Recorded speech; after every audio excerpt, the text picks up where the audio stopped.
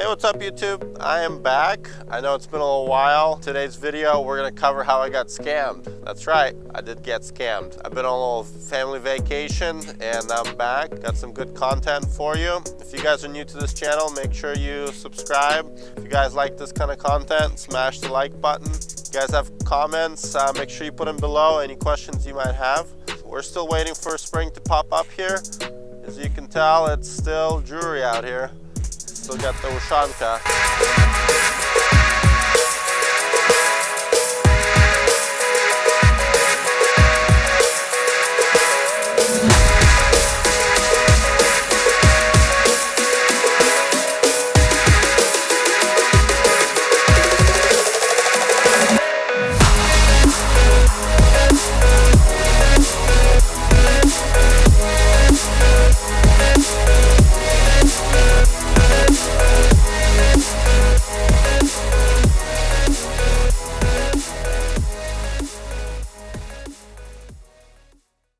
Okay, so let me tell you how I got scammed. There are some lessons learned in this. There are things that I'm going to be adjusting to make sure this never happens again. And for those of you that are new or looking to get started in real estate investing and renting out your places, pay attention to what I'm about to tell you. If you followed any of my DIY Friday videos, you might have seen that I was working on a property, and actually I did have that property all fixed up, ready to go. Right before I went on my break, I got a tenant that was qualified. They applied online. I checked their credit score. I checked their background, criminal history, everything looked good. I called their current landlord and I got some, good rapport, no late payments, nothing like that. So I didn't have any reason not to allow this person to rent this place out. So I proceeded, I created the lease online. I had them sign, I signed, everything looked good. And because I was pressed on time, I was okay with taking in just a normal check for the first month's rent and security deposit.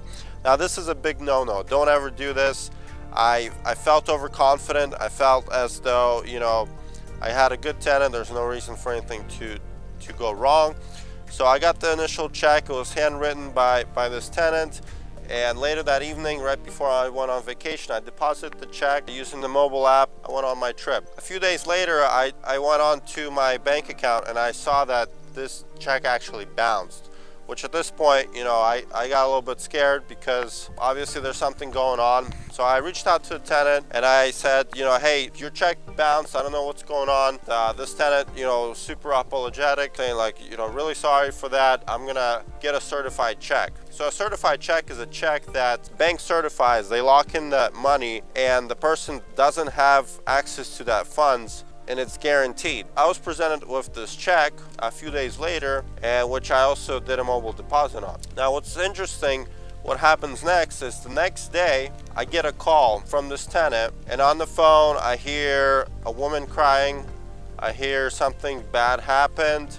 I'm not going to get into a lot of personal details, but basically there was a medical emergency and the tenant's relative is actually calling saying that, hey, your tenant's in trouble. We're actually gonna move their family. We're gonna move them out of state, pack everything up, be out of here in a couple days. Now this was really odd. I felt really bad for the family. I'm like, I'll do whatever to help you guys out. I will assist you in anything. So a couple days later, I get a call, hey, we're all moved out. If you can meet us, do a final walkthrough. So I pull up, show up, look through everything looks okay. I do the math and I write them a refund check. They take the refund check, they say, hey, okay, well, thank you. Sorry about all the trouble, blah, blah, blah. I'm like, okay, good luck, guys, right? Well, a few days goes by and I haven't really been thinking about the check that I deposited, the certified check. And then I go on my bank account and I see that the check never cleared. It actually bounced. And at this point, I'm like, what is going on? How can a certified check bounce? So I call my bank and I'm like, hey, what's going on, guys? Why did this certified check bounce? It doesn't make any sense. Isn't that the whole point of a certified check? And the bank says, this account that was on this bank, it wasn't any good, so contact the bank that issued the check. So now I'm calling the bank that issued the check. I'm like, hey, I have this tenant of mine that I had that got me this certified check, and it's actually not clearing. What's going on? So I give them the check number and I'm like, hey, can you guys look into it? They look into it, they get back to me and they say, hey, this account doesn't actually exist. This person doesn't exist. This is not a valid check. And at this point, I'm freaking out because this check never cleared, and I wrote a refund check. The refund check was for around $2,000. So I'm like, oh crap, I got scammed.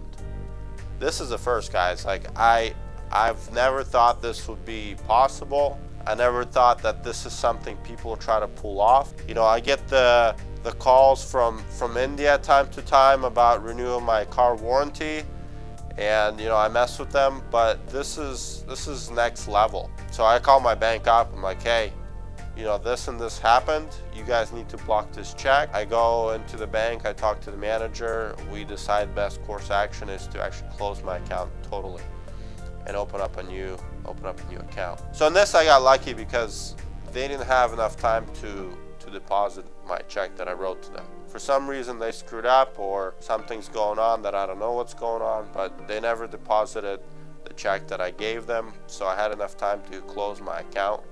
They will never be able to deposit that check because my account doesn't exist anymore. So the only losses I have are, you know, 10 days of rent that I missed and all these headaches and the fees that I had to pay for the bounced checks. You know, this is a lesson learned for me. A lesson learned is don't trust people. You don't know who's out there. A lesson learned is don't rush. Don't rush to give the keys. Wait for the check to clear completely. It took 5 days for the certified check to bounce. 5 days. And I thought, you know, once you deposit it, it's usually a couple days, you're good. Like there was no indication that there was an issue with it. But the lesson learned for me is I'm gonna wait. I'm gonna wait till it's completely clear. There's no, like, I'll wait a week before I give the keys, and I'll explain to them, like, hey, I got burned before. I'm not doing this again. The other method is, of course, to only accept payment through apartments.com. And this is what I use. I use apartments.com to manage all of my properties.